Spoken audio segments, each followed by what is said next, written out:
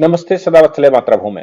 हम लोग जिस विषय पर आज चर्चा करने जा रहे हैं वो विषय गंभीर ही नहीं है, वो हमारे देश के लिए भी बहुत विचारणीय विषय है। वो इसलिए है क्योंकि नई education policy new education policy 2020 में मोदी सरकार लाई थी।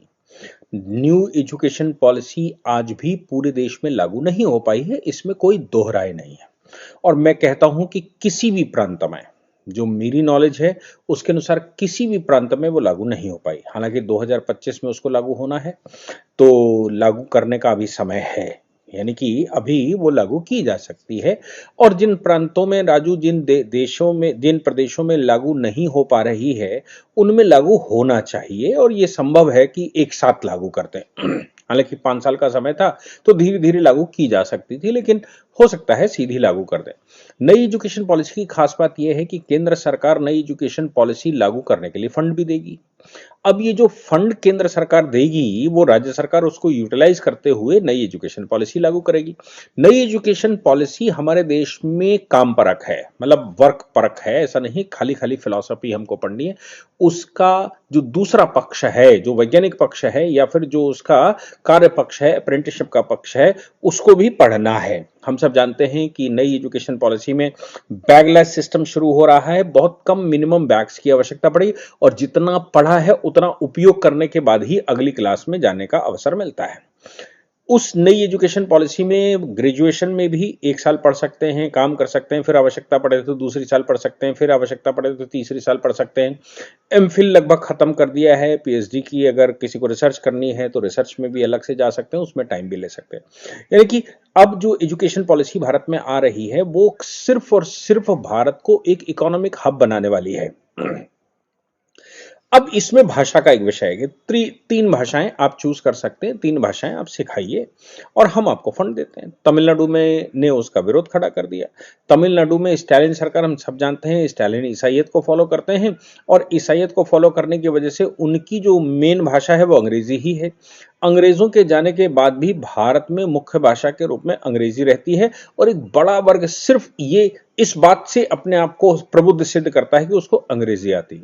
वो इंग्लिश में बात कर सकता है, इंग्लिश में पढ़ सकता है, इंग्लिश में लिख सकता है।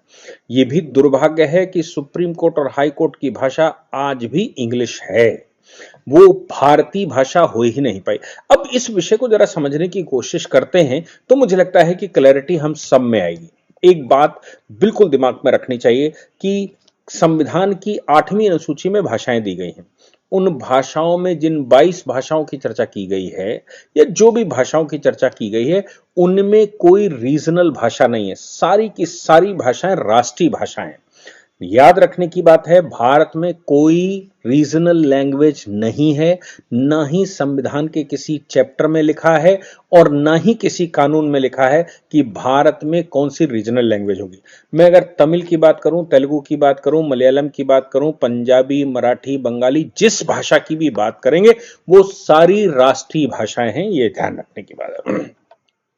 अब सवाल पैदा होता है कि अगर भारत में सभी भाषाएं राष्ट्रीय भाषाएं हैं तो फिर अंग्रेजी क्या है?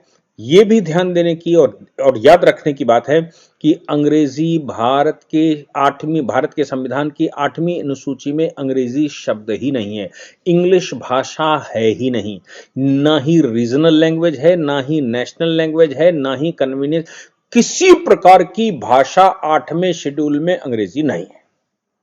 लेकिन दुर्भाग्य देश का है, चूंकि गुलामी दिमाग पर छाई हुई है, इसलिए अंग्रेजी ही हमारे यहां सबसे ज्यादा प्रबुद्ध भाषा मानते हैं। अब सवाल पैदा होता है कि भारत में एक कॉमन लैंग्वेज कोई चुन सकते हैं क्या? अंग्रेजी कॉमन लैंग्वेज चुनते हैं तो वो फॉरेन लैंग्वेज है, वो विदेशी भाषा है। और अगर विदेशी भाषा को आप अपनी कॉमन लैंग्वेज चुनते हैं तो याद रखिएगा, आपके यहां से कोई भी भाषा जो रीजनल भी जिसको आप कह रहे हैं वो भी भविष्य में नहीं रहेगी।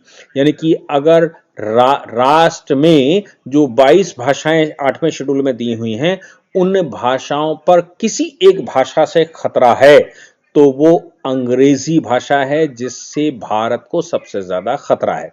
अंग्रेजी पढ़ने के बाद बच्चा इंग्लिश में बोलने लगता है, लेकिन वो फीलिंग उसको नहीं आती, इसीलिए उसका मस्तिष्क अवैज्ञानिक मस्तिष्क बनता है। मेरा मानना है अगर अंग्रेजी मीडियम से भी पढ़ाई हो तो भी ये सुनिश्चित करना ही चाहिए कि इस भाषा के मामले में सुनिश्चित करना चाहिए कि भाषा के मामले में हम रीजनल लैंग्वेज में उसकी पढ़ाई करवाएं। इंजीनियरिंग की पढ़ाई भी रीजनल लैंग्वेज में हो सकती है, बाकी जो मेडिकल की पढ़ाई है वो भी रीजनल लैंग्वेज में हो सकती है, क्यों नहीं करते। और रीजनल लैंग्वेज मैं कहता हूं कि वो है ही नहीं कोई, सारी भाषाएं भारत में राष्ट्रीय भाषाएं हैं। इसलिए ये ध्यान देने की बात है कि अगर रीजनल कह के हम कोई भाषा को लेकर आते हैं तो हम स्वयं उस भाषा का, वो राज्य स्वयं उस भाषा का अपमान करता है, क्योंकि संविधान ने कोई भी रीजनल लैंग्वेज नाम की लैंग्वेज नहीं रखी। संविधान में केवल और केवल सभी भाषाएं राष्ट्रीय भाषाएं हैं। अब बात आती है कि कोई कॉमन लैंग्वेज होनी चाहिए, तो सबसे ज्यादा प्रांतों में, सबसे ज्यादा बड़ी आबादी में, सबसे ज्यादा क्षेत्र में अगर कोई भाषा बोली जाती है तो वो हिंदी है। इसलिए जोर ये रहता है कि क्या हिंदी कॉमन लैंग्वेज भारत के सभी प्रांतों में हो सकती है, सभी राज्यों में हो सकती है, क्योंकि हिंदी का मतलब ये होता है कि पूरे देश में वो कॉमन लैंग्वेज की तरह इस्तेमाल हो सकती है। अब अगर तमिलनाडु की ही बात करें तो तमिलनाडु में जो कंपनियां ग्रो कर रही हैं, उनके एम्प्लॉइज, उनमें जो काम करने वाले लोग हैं, वो अगर हिंदी नहीं जानते होंगे तो फिर वो हिंदी भाषी प्रदेशों में अगर ऑफिस खोलते हैं और वहां काम शुरू करते हैं तो निश्चित बात है कि वहां कम्युनिकेट नहीं कर पाएंगे। इसलिए वहां पर हिंदी भाषी प्रदेश के लोगों की ही भर्ती करनी पड़ेगी। याद रखने की बात है कि तमिलनाडु में अगर कोई ग्रो होता है, कंपनी अपना विस्तार करती हैं, कंपनी बड़ी होती हैं, कंपनियां काम देश में करना शुरू करती हैं, तो उन सभी को हिंदी भाषी या वहां की जो भाषा बोली जाती है राष्ट्रीय भाषा, उस भाषा का व्यक्ति चाहिए। क्योंकि तमिलियन तो चूंकि तमिल पढ़ा होगा, ना हिंदी पढ़ा होगा, ना कोई रीजनल लैंग्वेज और पढ़ा होगा जिसको रीजनल वो कह रहे हैं, इसका मतलब बिल्कुल साफ है कि अब वो जहां कहीं भी अपना ऑफिस खोलेगा तो वहां पर तमिलियन तो काम नहीं कर सकते, मलयालम काम नहीं कर सकते, क्योंकि उनको हिंदी आती ही नहीं है। और अंग्रेजी भाषा भारत की अगर आपने कम्युनिकेशन की रख ली, कॉमन लैंग्वेज रख ली, तो आपकी रीजनल लैंग्वेज कहीं और चली जाएगी, जो अपने आप अंग्रेजी भाषा चूंकि विश्व को कनेक्ट करती है, इसलिए अपने आप वो सभी चीजों को कहीं ना कहीं नष्ट करने पर तुली हुई है। और वो भाषा ही भारत का सबसे बड़ा संकट बना हुआ है। चाइना इसलिए बहुत तेजी से ग्रोथ कर रहा है कि वो अपनी लोकल लैंग्वेज में सारी चीजें पढ़ाते हैं। बड़ी तेजी से रशिया इसलिए ग्रो कर रहा है क्योंकि वो अपनी रीजनल लैंग्वेज में सारी चीजें पढ़ाते हैं। लेकिन भारत एक ऐसा देश है जो अपनी रीजनल लैंग्वेज, रीजनल मतलब अपने देश की भाषाओं से इतर किसी ऐसी भाषा को जो कि भारतीय संविधान में भाषा है ही नहीं, रिकॉग्नाइज ही नहीं है, उस भाषा में काम करता है। आप सोच लीजिए कि भारत में भारत की कॉमन लैंग्वेज कौन सी बनानी है।